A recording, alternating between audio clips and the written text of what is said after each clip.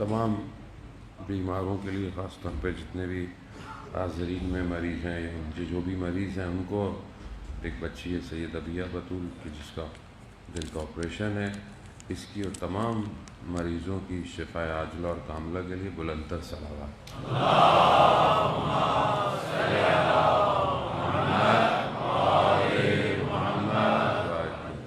ایک سورہ فاتحہ 3 دفعہ سورہ توحید پڑھ کر تمام مومنین مومنات مرحومین، تمام علماء، تمام شہداء، اپنے تمام مرحومین، میرے مرحومین استاد شہید شفیع جعفر اور شیخ قاسم سلیمانی کو بسم اللہ الحمدللہ یا غلام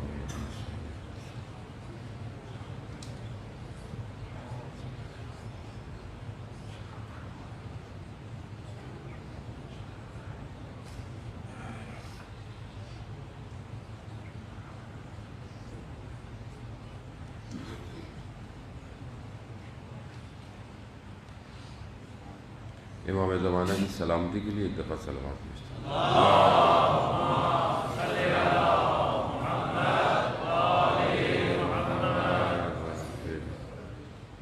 لا حول ولا قوة الا باللہ العلی العظیم، حسبنا اللہ ونعم الوکیل، نعم المولا ونعم النصیر۔ اعوذ باللہ من الشیطان الرجیم، بسم اللہ الرحمن الرحیم۔ الحمد للہ الذی یؤمن الخائفین وینجی الصالحین ویضع المستکبرین ویہلک ملوکا ویستخلف آخرین، والصلاة والسلام علی رسول ثقلین محبوب رب المشرقین والمغربین، جد الحسن والحسین، نبینا سیدنا بالقاسم محمد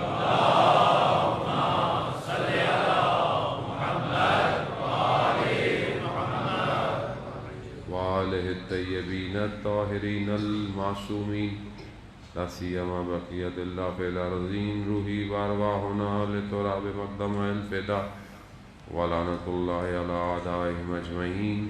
بسم اللہ الرحمن الرحیم، رب اشرح لی صدری ویسر لی امری واحلل عقدۃ من لسانی یفقہوا قولی، اما بعد فقد قال رسول اللہ صلی اللہ علیہ وآلہ وسلم، افضل الاعمال امتی انتظار الفرج۔ صلوات بھیجیں محمد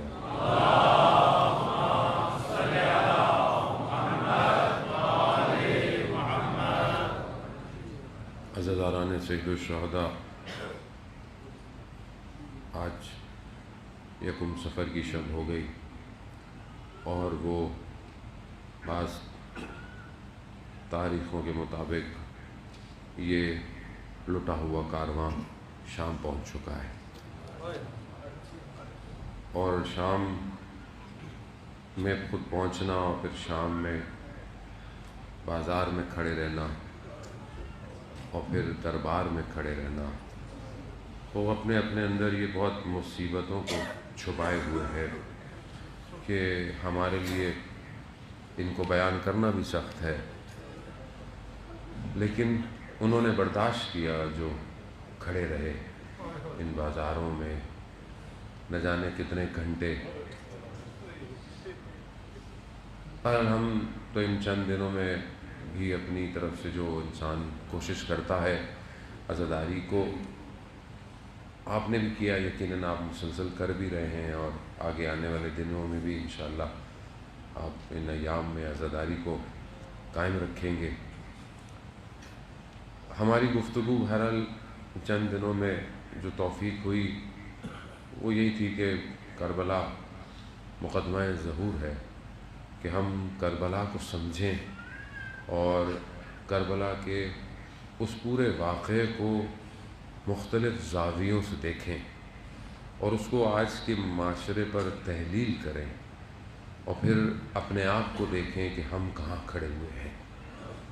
یہ جو مارکا ہے، یہ مارکا میں نے آپ کو پہلے بھی عرض کیا کہ یہ مارکا کوئی حادثہ چھوٹا موٹا نہیں تھا، اتفاقاً ہونے والا واقعہ بھی نہیں تھا، کربلا جو ہے وہ پری ڈیزائن تھا، پہلے سے اسے ڈیزائن کیا گیا تھا۔ خدا کا نمائندہ بہتر جانتا ہے کہ کس طرح قوموں کو بیدار کرنا ہے، اسی حساب سے اس نے کربلا کو سجایا اور کربلا تک پہنچے امام۔ اگر یہ واقعہ وہیں رہ جاتا یا دب جاتا تو آج واقعاً کسی کو پتہ بھی نہیں ہوتا اسلام کیا ہے اور اسلام کی اصل شکل کیا ہے۔ اور یہ جو آج تھوڑے بہت یزید لعین کو اچھا کہنے کے چکر میں ہے، یہ اگر نہ ہوتا اس طرح جس طرح ہوا ہے تو وہ ان کی طرح، ان کی زبانوں کی طرح وہ واقعاً امیر ہوتا۔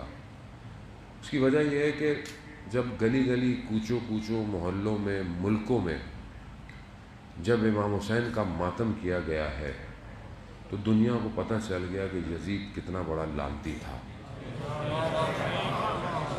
اسی لیے یہ بڑا ضروری ہے، جیسے آپ کہیں کہ بھائی گھر میں کر لو، آرام سے کر لو، کیوں کرو؟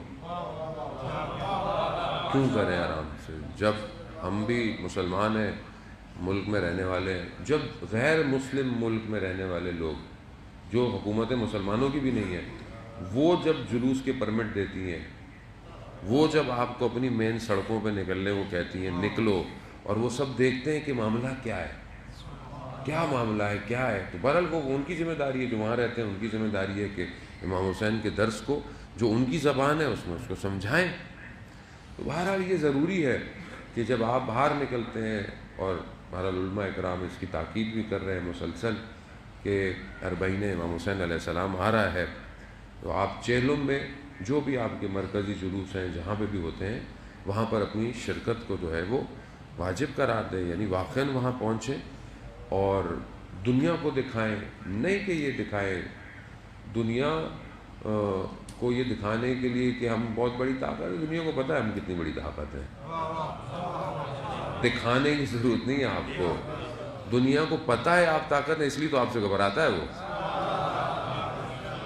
اگر آپ کو نہیں پتہ ہوتا اسے تو اسے کیا فرق پڑتا تھا، آپ کچھ بھی کرتے رہو، اسے پتہ ہے کہ یہ جو ہے وہ کروڑوں کی تعداد میں جمع ہو سکتے ہیں ہر سال اس سرزمین پر جہاں 61 ہجری میں ایک امام آیا تھا، کروڑوں کی تعداد میں اس کے لیے آ سکتے ہیں، تو جو ابھی ان کا امام ہے وہ آ گیا تو یہ کتنی بڑی تعداد میں باہر آ جائیں گے، یہی انہیں خوف ہے۔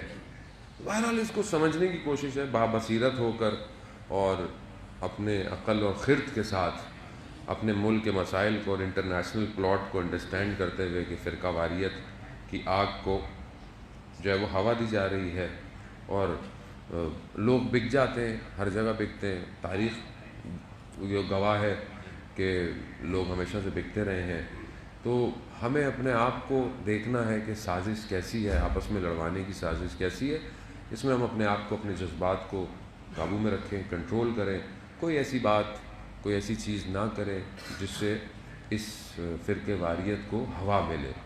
تو بہت لوگوں کو ساتھ لے کے چلیں، ظاہر ہے صحابی رسول بھی ہیں امام حسین، اہل بیت بھی ہیں، تو تعظیم صحابہ کی بھی ریلی ہے اور تعظیم اہل بیت کی بھی ریلی ہے، تو آپ سب کو دعوت دیں، آپ سارے مسلمانوں کو دعوت دیں، بھائی صحابی رسول ہیں، آئیے۔ اب جو یزید کو اچھا کہہ رہا ہے یقیناً اس نے صحابی رسول کے خلاف اہانت کی ہے، ان کو، ان کے توہین کی ہے نعوذ باللہ، اور اہل بیت کی بھی انہوں نے خدا نخواستہ، تو کم از کم اتنا تو حق بنتا ہے نواسہ رسول کا کہ آئیے، باہر نکلیے، سب جمع ہوں اور امام حسین کا چہلم مانا۔ یہ پیغام آپ دیں پوری دنیا کو، لوگوں کو دعوت دیں، حسینیت کا درس دیں اور اس ایک نقطہ اشتراک پہ جمع کریں، ایک وجہ اشتراک ہے اور وہ ہے آخری امام، وہ سب کا ہے اور وہی آئے گا ان سب کو ختم کرے گا۔ دعائے نطبہ جو یقیناً ہم لوگ پڑھتے ہیں اور آج بھی یقیناً ہم نے اس کا مطالعہ کیا ہوگا، دعائے نطبہ میں امام کے لیے جملہ ہے کہ کہاں ہے وہ جو ان تفرقوں کو اکھاڑ پھینکے گا، وہ وہی ہے جو ان فرقوں کو ختم کرے گا، اور کوئی بھی نہیں ہے ان فرقوں کو ختم کرنے والا۔ تو ہمیں اس کی طرف بڑھنا ہے. جان محترم، ہماری جو گفتگو چل رہی ہے وہ اس عالم میں ایک نجوہ ہو رہا ہے، ایک سرگوشی ہو رہی ہے. سورہ مجادلہ میں پروردگار یہ بیان کرتا ہے کہ شیطان نجوہ کرتا ہے.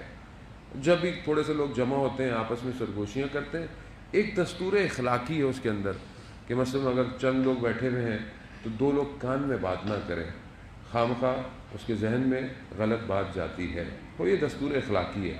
لیکن وہ قرآن جو کہہ رہا ہے کہ شیطان جمع ہو کر نجوہ کرتا ہے، سرگوشی کرتا ہے، اور خدا کہتا ہے کہ جہاں تم 3 ہو چوتھا میں ہوں، جہاں تم 5 ہو چھٹا میں ہوں. یعنی جو بھی تم نجوہ کر رہے ہو وہ کس لیے ہے؟ تم گناہ کروانا چاہتے ہو، تم دشمن ہو، تم معصیت رسول کرنا چاہتے ہو.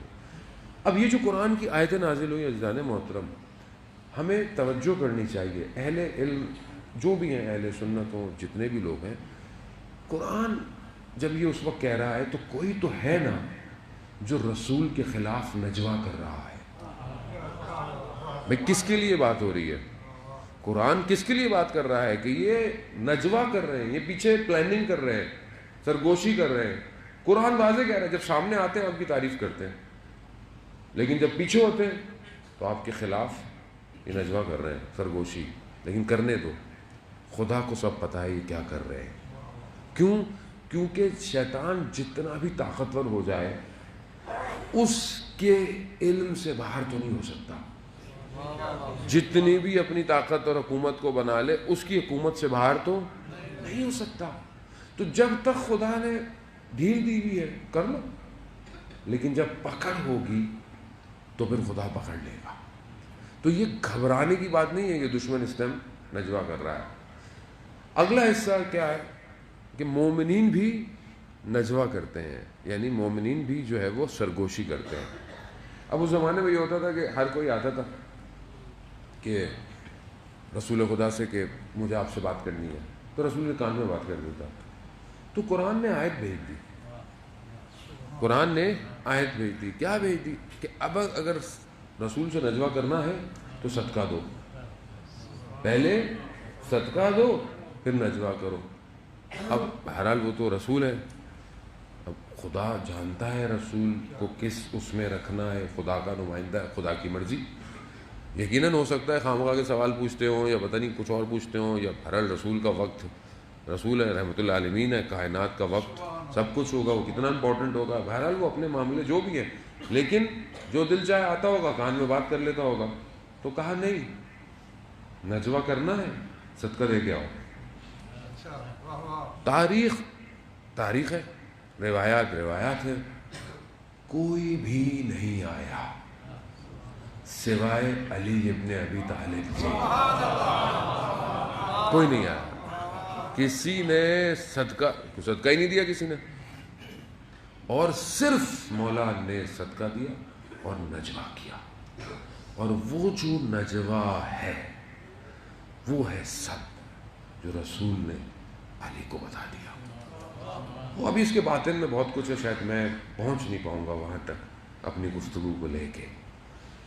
عزیزان محترم، وہ بھی قرآن کے دستورات ہیں، یہ سادی سی میں ترجمہ کر رہا ہوں، کوئی اس میں کوئی بڑی بات نہیں ہے. آپ سب ماشاء اللہ اہل علم ہے.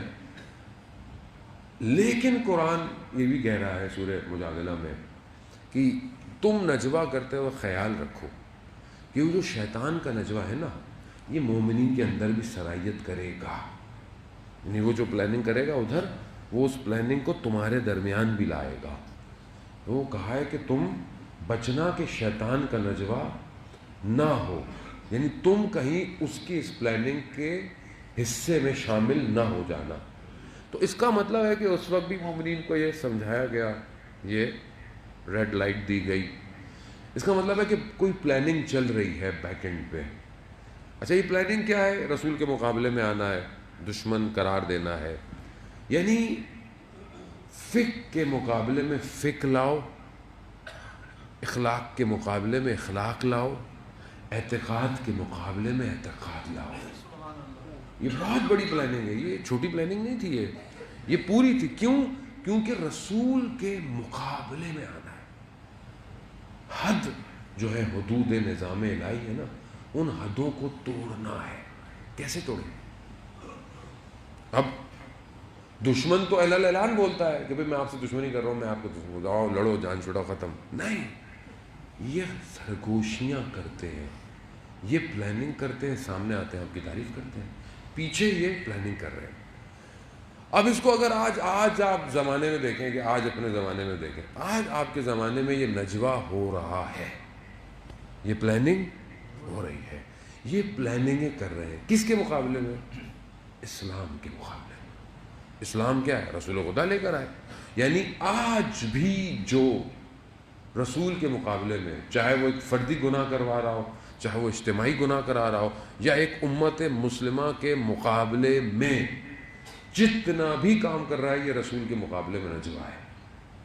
آج بھی یہ نجوہ ہو رہا ہے، اور یہ بیٹھ کر نجوہ کرتے ہیں، پلاننگ کرتے ہیں، اس کے بعد یہ نیچے، اور یہ مومنین میں بھیج رہے ہیں. اور ہم کیا کر رہے ہیں؟ ہم اس نجوے کا شکار ہو رہے ہیں. یہ جو کچھ بھی ہو رہا ہے، چاہے مسلمانوں کو آپس میں لڑاؤ، چاہے فرقوں کو آپس میں لڑواؤ، چاہے قوموں کو آپس میں لڑواؤ، اصل دشمن اسلام سے ہے، ان کو آپ سے نہیں ہے. یہ اوپر سے دیکھتے ہیں، ان کو کوئی نہیں فرق پڑتا، سنی مر رہا ہے، شیعہ مر رہا ہے، انہیں کوئی فرق نہیں پڑتا ہے نا. آپ دونوں مرو، آپس میں مرو، لڑو مرو، انہیں کوئی فرق نہیں پڑتا. امام خمینی کا مشہور جملہ کہ تم ہاتھ باندھنے اور ہاتھ کھولنے میں لڑ رہے ہو، وہ تمہارے ہاتھ کاٹنے میں لگا ہوا ہے. سمجھے ہی نہیں، کیونکہ جو اصل اسلام کا نمائندہ ہے وہی صحیح پیغام دیتا ہے، باقی تو سب اپنی اپنی دکانوں میں لگے ہوئے سارے. وہ اوپر سے لگا ہوا ہے، دشمنی کر رہا ہے. پھر آپ نیچے اتریں، اور آپ آپس میں مومنین آپس میں اختلاف رکھتے ہیں، الگ الگ، کوئی یہ ہے، کوئی وہ ہے، کوئی فلانا ہے، کوئی فلانا ہے، کتنے ہمارے اندر بھی ماشاءاللہ. لیکن جو دشمن ہے وہ کیا بولتا ہے؟ شیعہ کافر. اس کو یہ نہیں پتا کہ ماتمی ہے، نمازی ہے، انجمن ہے، ٹرسٹ ہے، مولوی ہے، نہیں، وہ شیعہ. اور شیعہ آپس میں، اس کا مطلب اس کا نجوہ یہاں بھی آیا ہوا ہے. یعنی اس کا بہت بڑا نجوہ ہے، یہ اس نے پلاننگ کی ہے، سرائیت کی ہے، خاموشی سے بیٹھ کر، اور اس کو نیچے تک لے کر آیا. اور ہم اس کو سمجھ ہی نہیں پا رہے ہیں کہ ہمارے ساتھ ہو کیا رہا ہے، جبکہ اتنا بڑا کام ہے. عزیزانو، اس کے علاوہ کوئی اور جگہ نہیں ہے جو آپ کو یہ ساری باتیں بتائے گا. دنیا کی کوئی university, Harvard university, Oxford university, آپ کو یہ نہیں بتائے گی کہ امام تک پہنچنا کیسے ہے. یہی درسگاہ کربلا ہے جو آپ کو وہاں لے کے جائے گی. یہ اب اسی کو انہوں نے بولا، اس سسٹم کو بھی خراب کرو. کیسے خراب کرو؟ لے کر آئے، بٹھاؤ، شکلیں بدلو، پہلے ایسی شکلیں، پھر ویسی شکلیں، پھر امامے بھی بنا کے بٹھا دیے لوگوں کو، چلو یہ بھی بنا دو. اب آپ کو خود دیکھنا ہے کہ یہ جو نجوہ ہے یہ شیطان کا ہے یا الہی نجوہ ہے. یہ آپ کو خود سمجھنا پڑے گا. جانے مطلب اب آپ کو ہر شخص کو ایک ایک انگلی پکڑ کے تھوڑی لے کے جا سکتا ہے آدمی. تو آپ خود باعقل ہیں جب آپ اپنی زندگی کے باقی معاملوں میں اتنے سمجھدار ہیں کہ کونے والا پلاٹ نہیں لینا، فلانا پلاٹ نہیں لینا، ایسٹ نہیں لینا، ویسٹ نہیں لینا، کھڑکی یہاں کھلنی چاہیے، وہاں نہیں کھلنی چاہیے، ہوا یوں نہیں آئے گی، وہاں نہیں آئے گی، یہ گلی چھوٹی ہے، یہ گلی چوڑی ہے، یہاں تو اتنے آپ لگے ہوئے ہیں، اور آخرت کے پلاٹ میں کوئی فکر نہیں ہے ہماری. وہاں آپ کیسے لے کے جائیں گے؟ کچھ کریں گے تو ملے گا پلاٹ. تو کیوں نہیں ہم اتنے سنجیدہ دین کے معاملے میں؟ دین صرف مسجد میں تھوڑی ہے، دین آپ کی پوری زندگی میں ہے، دین آپ کے ہر گھر میں، کام میں، بزنس میں، ہر چیز میں آپ کے. عزیزان محترم، ابھی جو اس ٹائم جو سب سے بڑا جو خطرناک نجوہ ہے، اور وہ اپنی شکل بدل چکا ہے، اور وہ ہے یہ سائبر ورلڈ، کہ جو اس نے اس پوری سائبر کو کریٹ کیا ہے، اور اس میں وہ پیچھے بیٹھ کے نجوہ کرتا ہے. اور یہ پلیٹ فارم اس کا اپنا ہے، یہ اس نے بنایا ہے. اس پر وہ ڈالتا ہے، چاہے وہ خبروں ہوں، چاہے وہ نیوز ہو، چاہے وہ انٹرٹینمنٹ ہو، کچھ بھی ہے، یہ سب اس کا نجوہ ہے. وہ پیچھے بیٹھ کے پلاننگ کرتا ہے قوم کو برباد کیسے کرنا ہے، ان جوانوں کو گناہ کیسے کروانا ہے، ان کے اعتقاد کیسے چینج کرنے ہیں، ان کا کلچر کیسے تبدیل کرنا ہے، ان کی خواتین کو گھروں سے باہر کیسے نکالنا ہے. یہ نجوہ کرتا ہے، وہ پیچھے نجوہ کرتا ہے، اور اس نجوے کو وہ ڈالتا ہے اس پلیٹ فارم کے اوپر. 24 گھنٹے نیوز چینلز، یہ جو خبریں دے رہا ہے، یہ جو پوری دنیا کا آپ کو پتا ہے کہ 96 سے 95 سے زیادہ یہ پورا سوشل میڈیا، پورے دنیا کے چینلز، پروڈکشن کمپنیز صرف چند کمپنیوں کے ہاتھ میں ہے، چند کمپنیوں، اور ساری وہ کمپنیاں کس کی ہیں؟ یہودیوں کی۔ وہ نجوا کر رہے ہیں بیٹھے ہوئے پیچھے، انہوں نے خریدا ہوا ہے۔ یہاں ہمارے ملکوں میں ہر جگہ اس کے تاثرات ہیں، چاہے آپ اپنے اینکروں کو دیکھ لیں، ادھر دیکھ لیں، آپ ان کا شور تو دیکھیں، نجوا کیسا شور ہوتا ہے۔ مایوسی پہلا کام ہے شیطان کا، مایوس کر دو۔ مثلا آپ کے ملک میں، اگر ملک میں آپ دیکھتے ہیں چیزیں کیا ہے، کچھ نہیں ہو سکتا، ہمارے یہاں کچھ نہیں ہو سکتا، ہم لوگ ناکام ہیں، ہمارے یہاں سب فیل ہے، کوئی اچھا کام نہیں ہے، سب یہ برائی، وہ مسئلہ، یہ مسئلہ، وہ مسئلہ، یہ مسئلہ۔ آپ کہتے ہیں یار سارے مسئلے ہمارے پاس ہی ہیں، جو اچھے کام ہو رہے ہیں وہ دکھاتے نہیں ہیں۔ اگر آپ کو، یا آپ کو موٹیویٹ تو کریں، پروموٹ تو کریں، چلے مشکل تو ہر جگہ ہے دنیا میں، کہاں نہیں ہے مشکل، تو آپ مشکل کا حل دیں۔ نہیں، کیونکہ نجوا کہیں اور ہو رہا ہے اور ان کے کانوں میں سرایت کیا جاتا ہے، ہر آدمی استعمال ہے۔ یہ دنیا کے سارے چینل جو 24 گھنٹے چلتے ہیں اس ٹائم، یہ سب، یعنی یہ بعض جو آپ کہتے ہیں اخلاقی برائی چیزیں جو ہوتی ہیں وہ حرام ہیں، یہ جو نجوا ہے یہ حرام سے بھی بڑھ کر ہے، یہ جو قوموں کو برباد کر رہا ہے، تباہ کر رہا ہے، جو چاہتا ہے وہ دکھاتا ہے، جیسے چاہتا ہے وہاں سے لے کے جاتا ہے، اور اس سے اب یہ پورا پلیٹ فارم آپ کو فیس بک، انسٹاگرام، یوٹیوب، سب کس کا ہے؟ سب ان کا ہے، جو دل چاہے، اور ہمیں پتہ ہی نہیں ہم استعمال ہو رہے ہوتے ہیں۔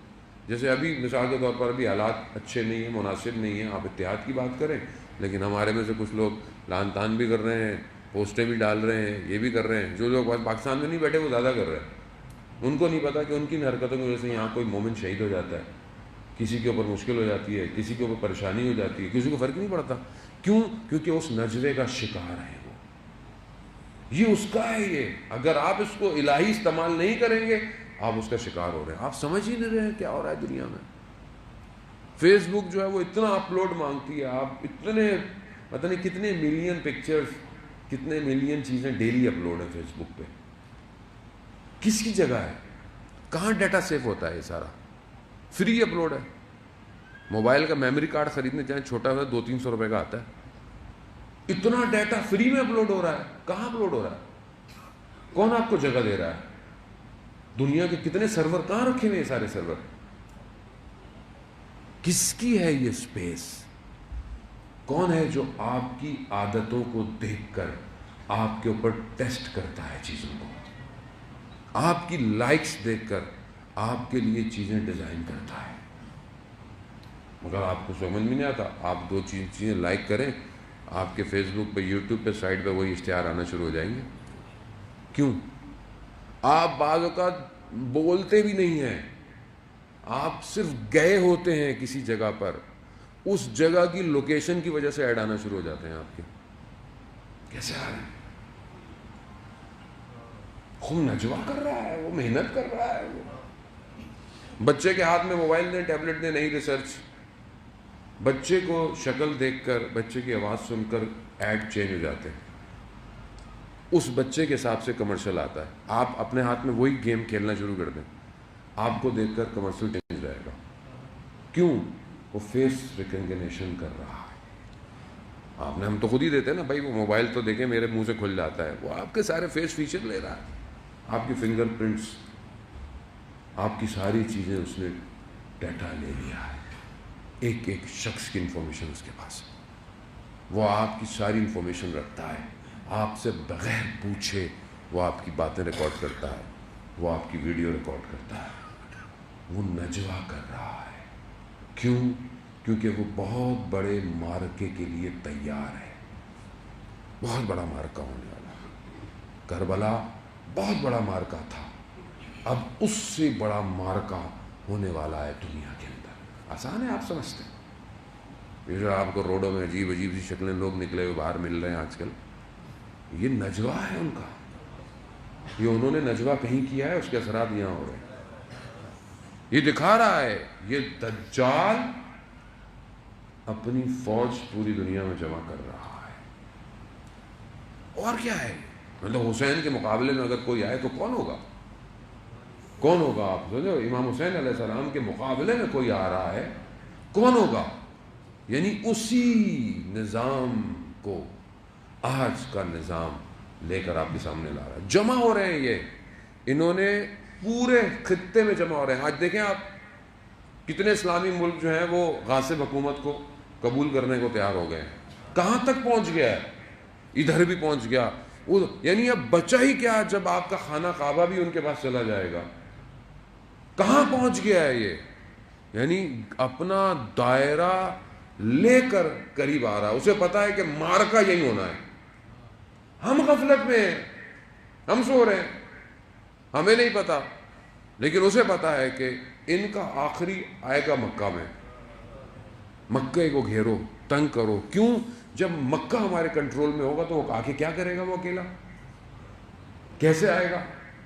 یہ پوری طاقت دے رہا ہے. وہ اس پورے خطے کو اس نے اپنے کنٹرول میں لینا ہے. عزیزان محترم، وہ کچھ بھی کر لے، وہ کچھ بھی کر لے. اس نے گھیرا تنگ کیا تھا اس وقت بھی پوری اسلامی حکومتوں سے، سارے گورنروں کو خرید کے، سب کو خرید کے اس نے پوری کوشش کی تھی کہ بس یہ چند لوگ ہیں، اگر نہیں مانتے تو گردن ہٹا دو. دو تو ادھر ادھر ہو گئے، لیکن یہ ایک کیونکہ اللہ کا نمائندہ تھا یہ نہیں ہوا. یہ وہاں لے آیا، یہ ان کو بھی لے آیا. یہ سمجھے کہ سب معاملہ ختم ہو جائے گا، لیکن اس نے ایسا کام کیا کہ آج تک قومیں بیدار ہیں. اور یہ پیغام دے دیا کہ جب بھی عالم اسلام میں اگر یزیدیت جیسا وائرس آئے گا تو یہی ایک ایسا سافٹ ویئر ہے ولایت علی ابن ابی طالب کا کہ اس وائرس کو دور کر دے گا.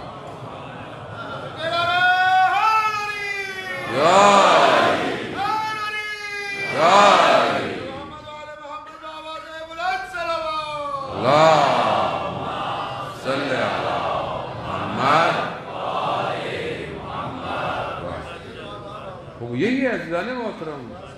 یہ جہاں بھی ہوگا یہ پوری کوشش کر رہا ہے پوری دنیا میں اس وائرس کو پھیلایا جائے. نفرتوں کے، فرقوں کے، فرعونیت کا، نمرودیت کا، شدادیت، قارونیت، پیسے سے، دولت سے، سوشلزم سے، کیپٹلزم سے، ہر چیز سے پھیلا دو. دنیا کو جکڑ لو اپنے قبضے میں. ہر طرح کے جو جہاں خریدتا ہے، بکتا ہے، ٹوٹتا ہے، توڑ دو اور اس پوری دنیا کو ایک ہی وائرس میں مبتلا کر دو. لیکن یہ بھول گیا کہ یہاں پر تم کچھ بھی کر لو، تمہارے سارے نجوے خدا سن رہا ہے، تمہارے سارے. اور وہ اپنے نمائندے کو بھیجے گا. کیوں؟ کیونکہ اس نے وعدہ کیا ہے اور وہ اپنے وعدے سے پیچھے نہیں ہٹتا. اِنَّ حِزْبَ اللَّهِ هُمُ الْغَالِبُونَ.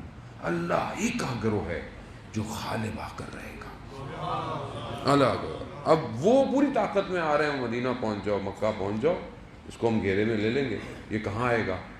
امام کہاں آئے گا؟ عزیزان محترم، بہرحال اس کو سمجھنے کی ضرورت ہے اور اس نجوے کو، اس پوری دنیا کی پلاننگ کو سمجھیں. آنکھیں بند کرنے سے آپ کہیں کہ کبوتر آنکھیں بند کر کے بیٹھ جائے، بلی اس کو کچھ نہیں کرے گی، تو یہ ہماری غلطی ہے. ہم اگر اپنی زندگیوں میں، ہمیں اس سے کیا فرق پڑتا ہے؟ مولانا دنیا میں ہوتا رہے جو ہوتا رہے، ہمیں اس سے کیا؟ وہ مومن ہی نہیں جسے اپنے امیر کا انتظار نہ ہو. مومن کیسے ہو سکتا ہے کہ جب وہ آخری نمائندہ منتظر ہے، آپ کیسے اس کے بغیر چل رہے ہیں؟ کیسے اس کے بغیر رہ رہے ہیں؟ کیوں نہیں آ رہا؟ وہ اصل ہدف وہی ہے، کائنات کا اس ٹائم مقصد وہی ہے، وہی یوسف زہرا ہے، اسی کو آنا ہے. اور کب تک دنیا ظلم برداشت کرتے رہیں گے ہم لوگ؟ کب تک ہمارے آگے یہ ساری طاقتیں سر اٹھاتی رہیں گی؟ ایک دن تو ان کی گردنوں کو چکانا پڑے گا. جو سمجھ جائے بسم اللہ، جو نہیں سمجھے وہ مقابلے میں آئے گا. جنگ تو ہوگی، پیار محبت نہیں ہوگا. ازدانے محترم ہم سمجھیں کہ ظہور ہوگا تو آپ کو مٹھائیاں ملیں گی. نہیں، ظہور ہوگا تو آپ کو دھیان دینا پڑے گا. مشکلات ہوں گی. کربلا بتا رہی ہے کہ یہ وادی عشق ہے، اس میں شاید جلنا پڑے، اس میں شاید کٹنا پڑے، لیکن داخل ہونا پڑے گا. تو ایک مارکا تو ہوگا، اور اس مارکے میں اتنی چھان بین ہونی ہے کہ بڑے بڑے گریں گے، بڑے بڑے گریں گے. اور یہ روایات بھی یہ کہتی ہیں تمہیں اتنا اٹھا پٹھا جائے گا، اتنا تمہیں غر بغال کیا جائے گا، جو تم میں سے خالص ہوگا وہی بچ جائے گا، بچ جائے گا. یہ آسان نہیں ہے عزیزان محترم. یہاں دو چیزوں کی بہت شدید ضرورت ہے عملی. ایک انفرادی، یعنی آپ کی انفرادی عبادت، آپ کا انفرادی رابطہ پروردگار سے، اور دوسرا آپ کا اجتماعی کردار کہ معاشرے میں آپ کا کردار کیسا ہے. یہ دونوں چیزیں اگر ہوں گی تو آپ پر امام تک پہنچیں گے. نہیں پہنچ سکتا. آپ بولے میں نمازیں بہت اچھی پڑھتا ہوں، مصلی میں بہت اچھا ہوں، معاشرے میں میرا کوئی کردار نہیں ہے، امام کو ایسا شخص نہیں چاہیے، آؤٹ. کیوں؟ جو اپنے معاشرے کو صحیح نہیں کر سکتا وہ امام کی حکومت میں کیا کرے گا؟ اور اگر اپنی عبادتوں میں صحیح نہیں ہے، اپنے تنہائی میں، خلوت میں، سجدوں میں، تو کیسے امام کے مقابلے میں کھڑا رہے گا؟ ان طوفانوں کو کیسے روکے گا جو آ رہے ہیں؟ تو یہاں پر بہت ضروری ہے کہ وہ جو روایات ہے امام محمد باقر علیہ السلام، اللہم صلی علی محمد وآل، وہ روایت جو کہ بہرحال امام جہاں توصیف کر رہے ہیں، صفات بتا رہے ہیں ان کی، کہ جو امام تک پہنچیں گے کہ وہ اشارہ کریں گے، درخت اپنی جگہ چھوڑ دیں گے اور وہ قدم بڑھائیں گے تو ان کا اگلا قدم مدینہ میں ہوگا. یعنی ان کی صفات ہیں یہ. اور ایک عالم دین جب ان کو بیان کر رہے تھے تو وہ یہ کہتے ہیں، اس کے نیچے انہوں نے ضمیمہ لکھا کہ اگر تم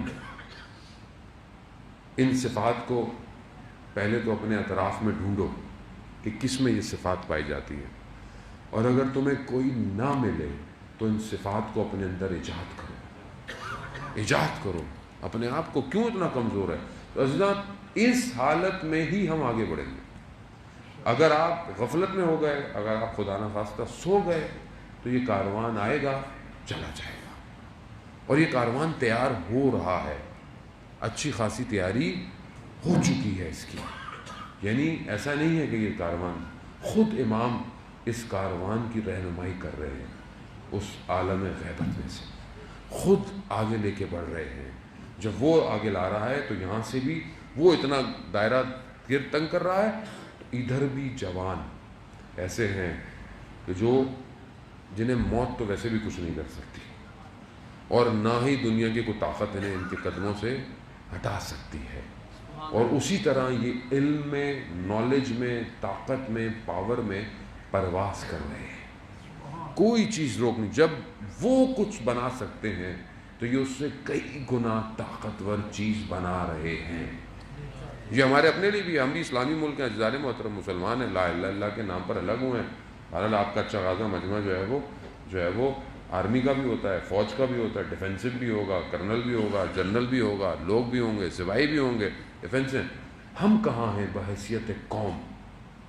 ہماری فوج کہ جو بہرحال دنیا کے نامور دنیا کی فوجوں میں سے ایک فوج ہے، یہ امام زمانہ کے لیے کیا کر رہی ہے؟ سوال ہے. کوئی مسلمان تو ہیں سارے، خدا نخواستہ فوج میں تو کوئی ہندو نہیں ہوتا میرے خیال میں، یا تو میری نالج نہیں ہے، ہوگا بھی تو شاید کچھ ہوگا، کرسچن بھی ہو سکتا ہے. اگر کرسچن بھی ہو تو حضرت عیسیٰ کا تو انتظار کر ہی رہا ہوگا، لیکن زیادہ تو مسلمان ہی ہیں. تو بحیثیت مسلمان ہم امام زمانہ کے لیے کیا تیاری کر رہے ہیں؟ یا تو ہمارا ایمان نہیں ہے. اگر ہمارا ایمان ہے، مسلمہ عقائد ہیں، اہل سنت کی مسلمہ عقائد ہیں کہ امام کا ظہور ہوگا، تو ہم بحیثیت ایک اتنی بڑی آرمی، اتنی بڑی طاقت جو خدا نے ہمیں دی ہے، نعمت دی، صلاحیت دی، ہم امام زمانہ کے لیے کیا کر رہے ہیں؟ یہ ہماری ذمہ داری ہے. جانے تم روز قیامت تو میں خدا کو جواب دینا ہے، نہ مجھے جواب دینا ہے، نہ کسی اور کو جواب دینا ہے، لیکن خدا کو تو جواب دینا ہے. مسلمان تو ہیں ہم لوگ. جب مسلمان ہیں تو خدا کو جواب دینا ہے کہ ہمیں تمہیں اتنی طاقت دی تھی، ہم نے تمہیں اتنی صلاحیتیں دی تھیں، تم نے امام زمانہ ہمارے آخری حجت کے لیے کیا کیا؟ کیا کر رہے ہو اس ٹائم دنیا میں؟ کتنا تم زمینہ فراہم کر رہے ہو کہ کل تم امام سے ملو گے جا کے، یا خدا نخواستہ امام کے مقابلے میں آؤ گے؟ یہ سوالیہ نشان ہے عزیزان محترم. یہ نہ اگلے سال سے مجھے مجلس پڑھنے سے منع کر دیں. یہاں پہ صلوات بھیج دیں محمد صلی علی محمد. دیکھیں ہم تو سرباز امام زمان ہیں، ٹھیک ہے، ہمیں تو امام کی نوکری کرنی ہے، ٹھیک ہے. اب جو امام کی نوکری کرے گا ہم اس کو سر آنکھوں پہ، لیکن اب جو امام کے مقابلے میں آئے گا عزیزان محترم، تو پھر کس کربلا پہ روئے، کس کربلا پہ گریہ کیا؟ تو جب اللہ نے صلاحیت دی ہے، اتنی طاقت دی ہے، تو اس کو اللہ کی راہ میں خرچ کریں، نہ کہ دنیا کی راہ میں خرچ کریں۔ کس چیز کا خوف ہے؟ کس چیز کا خوف ہے؟ مرنے کا خوف ہے؟ وہ مرتا تو ہے ہی نہیں ہمارے یہاں، ویسے ہی شہید ہے۔ اور شہید کو قرآن کیا کہہ رہا ہے کہ تم گمان نہ کرو، گمان نہ کرو کہ جو اللہ کی راہ میں مارا جا رہا ہے، بلکہ بل احیاء، بلکہ زندہ ہے، عند ربہم یرزقون، اللہ کے نزدیک رزق پا رہا ہے۔ تو ہم ہر فیلڈ میں ہوں، چاہے بہرحال ہم ایجوکیشن میں، آئی ٹی میں، کسی میں اجزاء میں، ہمیں محنت کرنی ہے۔ ہمیں جب ہم خدا کی خاطر، امام کی خاطر بڑھیں گے تو ہمیں علم بھی عطا ہوگا، ہمیں یہ ساری چیز۔ اگر ہم امام کی خاطر نہیں بڑھیں گے تو پھر شیطان کا نجوہ ہوگا اور شیطان ہی کا علم عطا ہوگا۔ جب شیطان کے ماننے والے اتنی ٹیکنالوجیاں بنا رہے ہیں، دکھا رہے ہیں، ہمیں یوں دکھا رہے ہیں، تو ہم نہیں بنا سکتے؟ کیوں نہیں بنا سکتے؟ اس کی ٹیکنالوجی کھوکھلی ہے ساری۔ کیوں؟ کہ اس کے پیچھے بیٹھنے والے کا ایمان، عقیدہ نہیں ہے۔ ہمارے والا جو ہوگا اس کے پاس ایمان بھی ہوگا، عقیدہ بھی ہوگا، عبادت بھی ہوگی، بندگی بھی ہوگی۔ تو وہ کہاں لے کے جا رہا ہے اپنے آپ کو؟ کیا اس مقابلے میں لایا ہے کہ ہم امام کے لیے تیار ہیں؟ عزیزان محترم، ہمیں اس طرف سوچنا چاہیے۔ دیر کر رہے ہیں ہم ظہور میں، ہم خود دیر کر رہے ہیں، جو ہم آمادہ نہیں ہیں۔ روز جمعہ ہے ویسے بھی بہرحال، اور متوقع ظہور کا دن تھا جو کہ گزر گیا، اور امام آج بھی نہیں آیا۔ میں نے کیا کیا آج امام کے لیے؟ یہ میں اپنے آپ سے سوال کروں۔ آپ نے کیا کیا؟ آپ خود اپنے آپ سے سوال کریں کہ آج ہم نے امام کو کتنا یاد کیا؟ صبح سے کون سا ایسا کام کیا جو صرف امام کے لیے ہو؟ جمعے کا دن تھا نا، ہفتے میں ہر دن آپ کو پتہ ہے ایک معصوم کا ہے، چند معصومین کا ہے، کسی کا ہے۔ جمعے کا دن امام کا دن ہے، ایک دن ہفتے میں امام کا دن ہے۔ اچھا، ہونا تو یہ نہیں چاہیے، ہونا تو یہ چاہیے ہر روز، ہر لمحہ ہم امام کو یاد کریں۔ حقیقت تو کربلا یہی کہتی ہے، لیکن ایک دن ہفتے میں ہے، تو اس ایک دن میں بھی ہم نے اپنے وقت کے امام کو کتنا یاد کیا، کتنا یاد کرنا چاہیے تھا۔ آیت اللہ شمس الدین اپنی کتاب میں بیان کرتے ہیں کہ لوگ اکثر سوچتے ہوں کہ میں بہت زیادہ آیت اللہ شمس الدین کی کتاب سے حوالے دیتا ہوں۔ مسئلہ یہ ہے کہ 40 جلد تقریباً کتاب ہے ان کی، 40 والیومز پہ، تو وہ میں پڑھ ہی نہیں پا رہا پوری۔ تو جتنا میں اس میں سے پڑھتا ہوں، میں ظاہر ہے انہی کا ہی نام لوں گا، ظاہر ہے۔ تو انہوں نے اتنی ساری چیزیں بیان کی ہیں کہ ابھی تک ختم ہی نہیں ہو رہی، پچھلے 2-3 سال تو مجھے ہو گئے، اور ابھی ان کی پتہ نہیں 100 اور پرنٹ پہ لگی ہوئی ہیں، وہ آ جائیں گی تو پتہ نہیں کتنا اور پڑھنا پڑے جائے گا، کیونکہ بہرحال انہوں نے بہت محنت کی۔ آیت اللہ شمس الدین آیت اللہ عظمہ بہجت کے شاگرد ہیں خاص، اور مبلغ ہیں، اور تبلیغ میں جو جہاں جہاں وہ گئے، جو مطالعہ کیا، جو انہوں نے بولا، جو انہوں نے سنا، دیکھا، خود بھی عالم دین تھے، والد بھی بہت بڑی شخصیت تھے، علماؤں کے ساتھ بیٹھے، وہ سب انہوں نے قلم بند کیا ہے، وہ سب انہوں نے۔ تو ظاہر ہے اب اتنی ساری چیزیں پڑھنے سے بہتر ہے کہ ایک ہی والیوم 30-40 جلدوں کا والیوم ہے، آپ اس میں سے چیزیں آپ کو ایزیلی مل جاتی ہیں۔ وہ بیان کرتے ہیں کہ شخص تھا نجف میں اور مریض تھا، مرض ایسا تھا، اور اس مرض اور فقر یعنی غربت بھی تھی، اور اس کی وجہ سے اس کو کوئی رشتہ بھی نہیں دیتا تھا، تو بڑا تنگ آ گیا۔ اس نے بولا، اس نے سنا ہوا تھا علماء سے کہ 40 ہفتے مسجد سیلا میں، جو نجف سے کوفہ کے پاس ہے، مسجد کوفہ سے تھوڑا سا فاصلے پہ ہے مسجد سیلا، جو مشہور بھی ہے امام وقت کے امام سے، کہ یہاں پہ 40 ہفتے عمل کرو تو امام سے ملاقات ہو جائے گی۔ اس نے بھی ایسے ہی کیا۔ آخری ہفتہ آیا، اس کی جو بیماری تھی سینے پہ، اس کی وجہ سے نا خون اس کا نکلا، تو اس کے بدن پہ خون لگ گیا، تو یہ اندر نہیں جا سکا مسجد کے، باہر ہی بیٹھ گیا۔ اس نے دیکھا کہ مسجد میں تو اندھیرا ہے، کوئی ہے ہی نہیں، اب 40واں ہفتہ ہے، اب مایوس بھی بیچارہ ہو گیا کہ ابھی تو کوئی خبر ہی نہیں ہوئی، نہ امام آئے نہ کچھ ہوا۔ بیٹھ گیا، تو اپنے ساتھ کعوہ لے کے آیا ہوا تھا، رات تھی، ٹھنڈ بھی تھی، تو اس نے وہ روشن کیا کہ میں اس کو گرم کر کے پیوں، تو دیکھا ایک شخص چلتا ہوا آ رہا ہے، تو اس نے دل میں بولا کہ فلانے قبیلے کا ہوگا، کوئی ادھر کا ادھر کا جو قبیلہ ہے۔ کہہ رہا ہے میرے پاس تو اب ایک ہی کپ ہے، اب اس کو بھی پلانا پڑ جائے گا مجھے۔ تو خیر وہ شخص آ گیا قریب، تو اس نے پوچھا فلانے قبیلے سے ہو؟ فلانے قبیلے، سارے قبیلوں کو جانتا تھا۔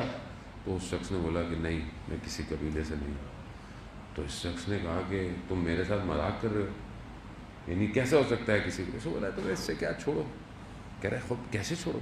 کہہ رہا اچھا تم یہاں کیا کر رہے ہو؟ کہا مطلب میں آپ کو کیوں بتاؤں میں یہاں کیا کر رہا ہوں، کس وجہ سے ہوں؟ کہتا ہے اگر بتاؤ تو کوئی نقصان بھی نہیں ہوگا۔ تو کہا اس شخص نے میرے سے اس طرح بات کی، اس کے اخلاق سے میں مرعوب ہو گیا، تو اس کو میں پھر اپنی بات بتانے لگ گیا اور یہ ساری باتیں کرتا کہ یہ مسئلہ ہے۔ ابھی کہتا میں اس سے پہلے کہ اپنی کو ساری مشکلات بتاتا، اس شخص نے خود ہی مجھے کہا کہ تمہاری بیماری ٹھیک ہو جائے گی، تمہاری شادی بھی ہو جائے گی، لیکن یہ جو فخر ہے نا، غربت، یہ رہے گی تمہارے پاس۔ کہہ رہا میں سمجھا نہیں۔ پھر میں نے اٹھا، میں نے کہا میرے ساتھ چلیں زیارت پہ، حضرت عمار کی زیارت ہے وہاں پہ، عمار یاسر کی، اور پھر مسجد کوفہ حضرت مسلم کی زیارت۔ تو کہا میرے ساتھ چلیں، تو میرے ساتھ چلتے چلتے باتیں کرتے ہوئے گئے۔ حضرت عمار کے روزے پہ جب 2 رکعت نماز پڑھی میں نے، تو میں نے دیکھا اس شخص نے بھی نماز پڑھی۔ جیسی نماز شروع ہوئی تو نور اتنا تھا، اور اس نور نے مجھے عجیب سا کر دیا۔ میں متوجہ ہوا کہ یہ شخص کون ہے، یہ تو وہی ہے جس کا میں انتظار کر رہا تھا۔ جیسے ہی متوجہ ہوا نور چلا گیا، نور چلا گیا۔ اب میں اپنے آپ سے شرمندہ کہ میں نے کس طرح بات کی امام سے، کیسے بات کی۔ میں نے بڑا گریہ کیا، میں نے مولا معاف کر دے، مجھے غلطی ہو گئی۔ اور دیکھیں آپ نے کہا تھا کہ حضرت مسلم کی زیارت تک چلیں گے، تو دوبارہ حضرت مسلم کی زیارت تک تو میرے ساتھ آ جائیں۔ کہتا ہے میں مسجد کوفہ میں گیا تو میں نے دیکھا کہ وہ نور دوبارہ آیا، اور مسجد کوفہ گیا اور حضرت مسلم کی زیارت کی۔ کہا اس کے بعد میری بیماری ٹھیک ہو گئی، میری شادی بھی ہو گئی، لیکن وہ فقر میرے ساتھ رہا۔ عزیزان محترم، امام، ہم اپنی حاجتوں کے لیے امام کو پکارتے ہیں، یقیناً پکارتے ہوں گے، لیکن میرے خیال میں جو مجھے محسوس ہوتا ہے، میں آپ کو نہیں کہہ رہا، شاید میں جس طرح اپنی حاجتوں میں بھی امام کو پکارنا چاہیے نا، وہ بھی نہیں پکارتا، مجھے محسوس ہوتا ہے۔ یعنی میں اگر کسی مشکل میں گرفتار ہوتا ہوں، چاہے مشکل مالی ہو، چاہے بیماری ہو، چاہے روحی مشکل ہو۔ ابھی ہمیں تو لگتا ہے نا صرف مالی مشکل ہے، بیماری مشکل ہے، بدن یہی ہے، لیکن اس سے بڑھ کر مشکل روح کی مشکل ہوتی ہے۔ یعنی روح گرفتار ہے، کسی گناہ میں گرفتار ہے، کسی چیز کا شکار ہے، ذہنی چیز کا شکار ہے، مشکلات ہیں، انسان ڈپریشن میں، بہت 100 چیزیں ہو سکتی ہیں۔ کیا میں نے اپنے امام کو پکارا صدق دل سے کہ مولا مجھ سے نماز شب میں اٹھا نہیں جاتا، مولا کرم کیجیے، اپنی تہجد کی نماز میں میرے لیے دعا کریں مولا۔ کبھی میں نے اپنے امام کو ایسی گفتگو کی؟ کبھی میں نے پکارا کہ مولا کہ میرا کیا ہوگا، زندگی میری گزرتی جا رہی ہے اور میں آپ کو دیکھ نہیں پا رہا۔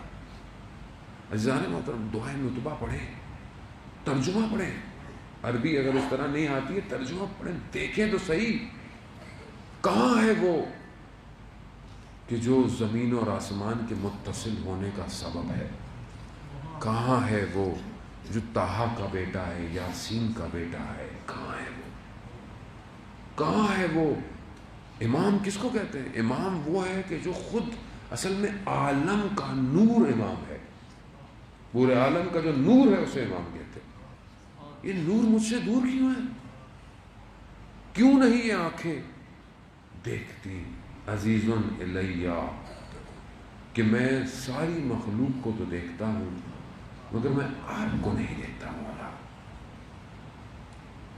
میں کیسے پہنچوں گا، میں کیسے؟ عزیزان محترم، اتنا دنیا، مادیت، اتنا پریشر ہے انسان کے اوپر کہ اسے امام سے توڑنا ہے کسی بھی طریقے، سب امام سے دور کرنے کے لیے۔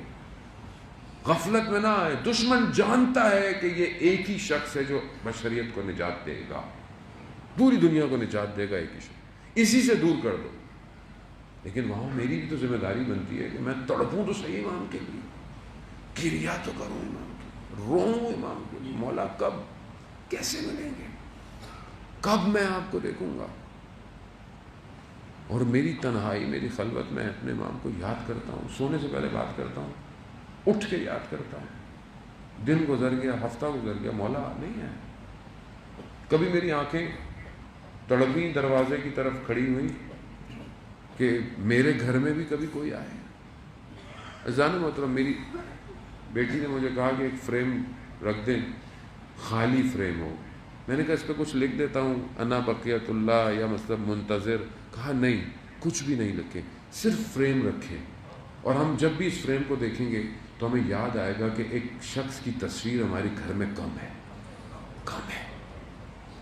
کچھ رکھیں ایسا امام یاد آئے، کہیں تو آپ محسوس کریں نا کہ آپ کی زندگی میں کمی ہے۔ جب آپ کو یہ کمی محسوس ہی نہیں ہوگی تو امام کہاں آئے گا، کہاں آئے گا؟ وہ تو استاد دانشمند کا واقعہ کل شاید میں وہاں اسلام آباد میں پڑھا کہ وہ ایک جوان دیکھتا ہے اپنے گھر کی بیل بجی، اس نے تصویر میں دیکھا، کیمرے میں دیکھا کہ ایک سبز جو ہے وہ قبا پہنے ہوئے۔ کہا کون؟ کہا مہدی ہوں۔ کہا مولا؟ کہا ہاں۔ کہا مولا 2 منٹ دیجیے گا، میں ابھی دروازہ کھولتا ہوں۔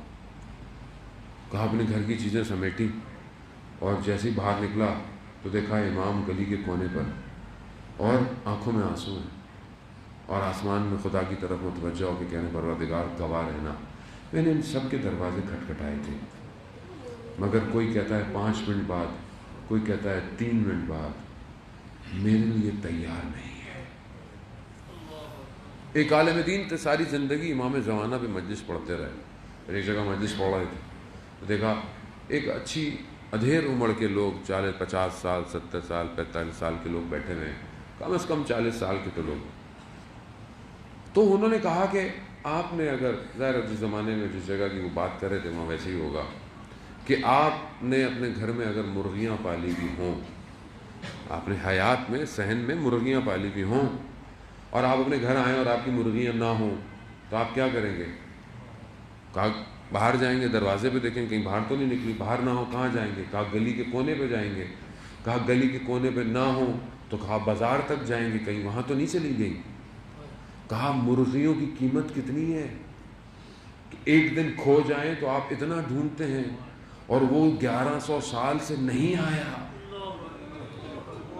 آپ نے ایک دفعہ نہیں ڈھونڈا اسے۔ یعنی خود انسان اپنے اوپر گریا کرے ایسا۔ یعنی جب ہم بھی گم گئے تھے، ہم بھی کیا چیز تھی؟ ہر شخص بہرحال کسی نہ کسی وجہ سے جاتا ہے۔ میں تو اسی وجہ سے گیا تھا کہ میں نے روایت سنی تھی کہ جو کالے پرچم ہے نا وہ کم سے نکلے، اسی لالچ میں گم گیا تھا کہ جب وہ کالے پرچم امام کے لیے اٹھے شاید میں وہی ہوں، اور وہیں سنا تھا کہ شاید کم کی گلیوں میں کہیں امام نظر آ جائے، لیکن وہاں جا کے کھو گیا اور امام کو نہیں ڈھونڈا۔ عزیزان محترم، کیسے پہنچے کربلا، کیسے پہنچے؟ زیارت ناہیہ میں کس طرح وقت کا امام کربلا کے واقعے کو ترسیم کر رہا ہے۔ میرا سلام ہو اس چہرے پر جو خاک پر رکھا رہا۔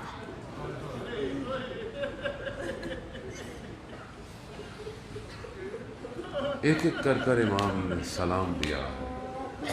ہاں دادا،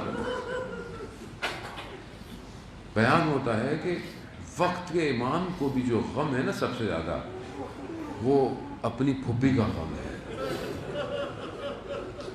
یقیناً یہ غم کوچہ و بازار کا غم ہے۔ ہاں بڑا گریہ کیا آپ نے، اور یہ ایام ویسے بھی اسارت کے ایام ہیں۔ عزیزان محترم، اس پورے واقعے میں جو انہوں نے روز عاشورہ بھی جو سختیاں مشکلات دیکھیں وہ تو دیکھیں، لیکن ایک بچی ایسی ہے جو روز عاشورہ بھی مشکلات دیکھتی رہی، اور اس کے بعد اس کی مشکلات میں اور اضافہ ہو گیا۔ یہ جو بچی ہے نا، اس بچی کی اور اس بچی کی دادی میں کچھ چیزیں ایک جیسی ہیں۔ وہاں بھی دروازہ جلایا گیا، یہاں بھی دامن جل گیا۔ اللہ، بڑا سخت ہوتا ہے میرے لیے بھی پڑھنا، استاد فاطمی نے یہاں بیان کرتے تھے کہ یہ بعض مصیبتیں ایسی ہیں اسے اتنا نہ پڑھا کریں. ایک تو خود سید ہو، سخت ہے، اپنی ماں کی مصائب پڑھنا بڑا سخت ہے. یا امام زمانہ جمعے کا دن ہے، یہ سب آپ کے منتظر ہیں، ہم سب آپ کے منتظر ہیں. مولا ہماری اس مجلس میں ایک نگاہ کیجیے، آپ کی جد کا واسطہ آپ کو مولا. ہم خطا کار ہیں مولا، کب تک انتظار کریں؟ آپ کی نگاہ ہوگی تو ہم ایک دن میں تیار ہو جائیں گے. ہاں عزاداران محترم، کیا ہے یہاں وہاں بھی آگ لگی، یہاں بھی آگ لگی. بس اگلا جملہ برداشت ہو سکے تو مجھے معاف کیجیے گا، سادات معاف کیجیے گا. وہاں بھی تماچے لگے،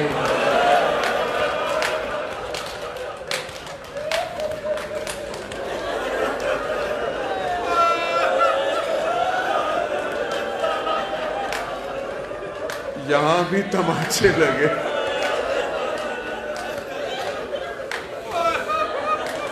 وہاں بھی باپ کے غم میں رونے نہ دیا،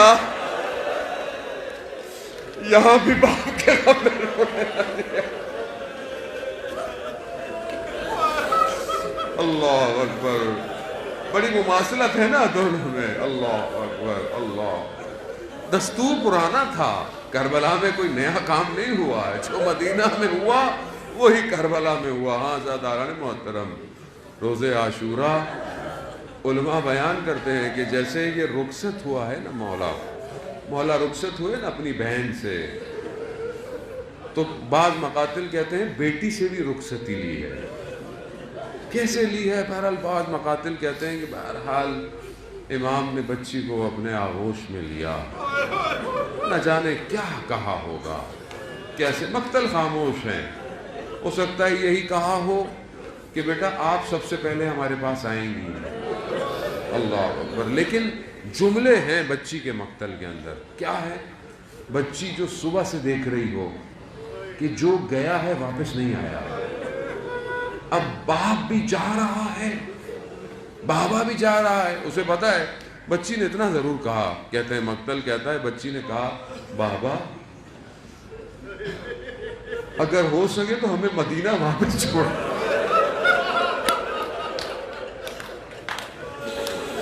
کیوں؟ بچی جانتی تو کوئی ہے ہی نہیں، نہ علی اکبر ہے نہ عباس ہے، کون ہے؟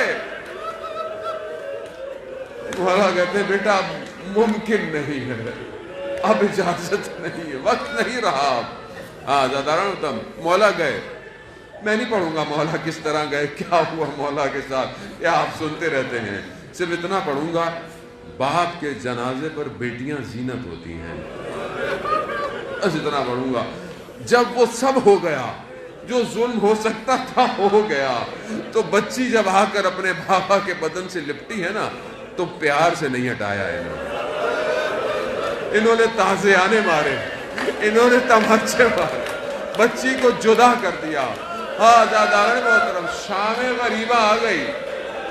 اب میری بیوی بچوں کو جمع کر رہی ہے، دیکھا ایک بچی نہیں.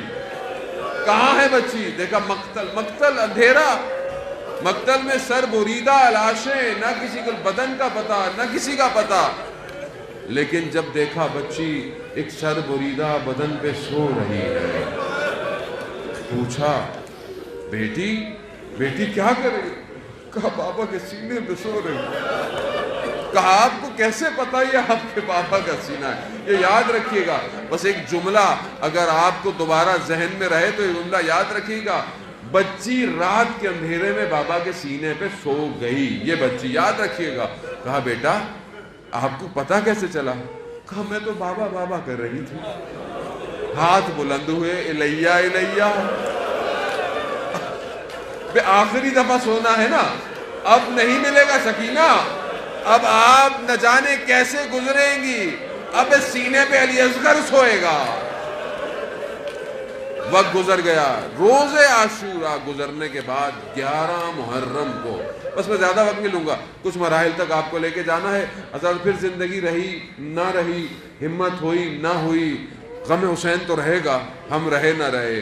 پھر خدا نے توفیق دی تو خود خدا کرے کہ یہ بچی ہماری شفاعت کروائے اپنے جد و اجداد سے۔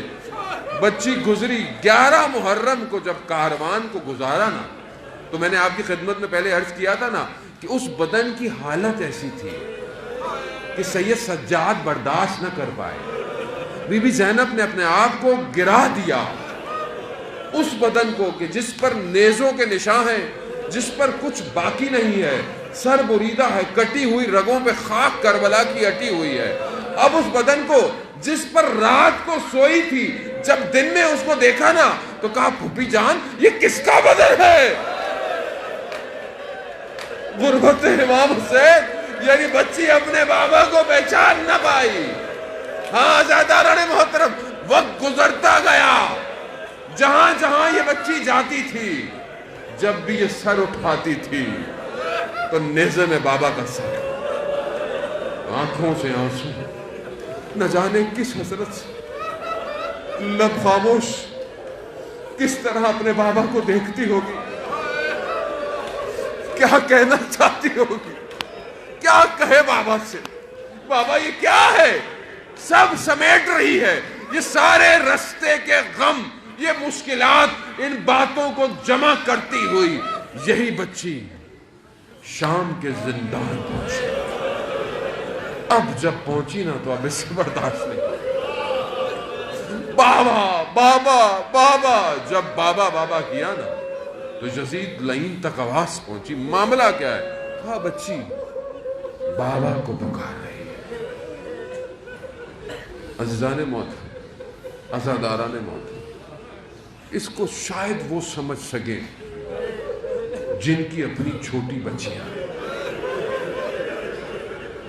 محسوس کرنے والی بات، بہت سی چیزیں محسوس کیا جا سکتا، بیان نہیں کر سکتا۔ چھوٹی بچیاں جو ہوتی ہیں نا، جب آپ گھر سے نکلتے ہیں نا تو آپ کے لپک جاتی ہیں، جانتی ہیں روز جائے گا، پھر بھی پوچھتی ہیں بابا کب آؤ گے، بابا میرے لیے لائے کیا ہو۔ بچی ہے نا، چھوٹی بچیاں ایسی ہوتی ہیں۔ اب جب بچی نے بابا بابا کیا نا تو اب بچے جب روتے ہیں، گریہ کرتے ہیں تو آپ کیا دیتے ہیں کہ کچھ ایسا دیا جائے کہ دل بہل جائے۔ اب یہاں کیا آیا؟ تشت، یہاں تشت آیا، کپڑا ہٹا، کیا دیکھا؟ سر بریدہ، بالوں میں خاک، چہرے پہ زخموں کے نشان، ہونٹوں پہ خون کے نشان۔ یہ بچی کو دیا گیا، کوئی اس کو بیان نہیں کر سکتا اس کیفیت کو جو اس بچی کی تھی، لیکن مقتل اتنا کہتا ہے بچی نے سر کو اٹھایا، خود جھکی، لبوں کو لبوں سے لگایا۔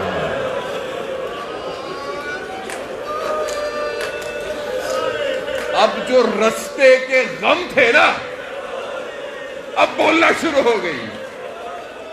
من الذی، بابا بابا کہاں تھے؟ بابا خیموں کو آگ لگی کہاں تھے؟ بابا تماشے لگے کہاں تھے؟ بابا تعزیانے لگے کہاں؟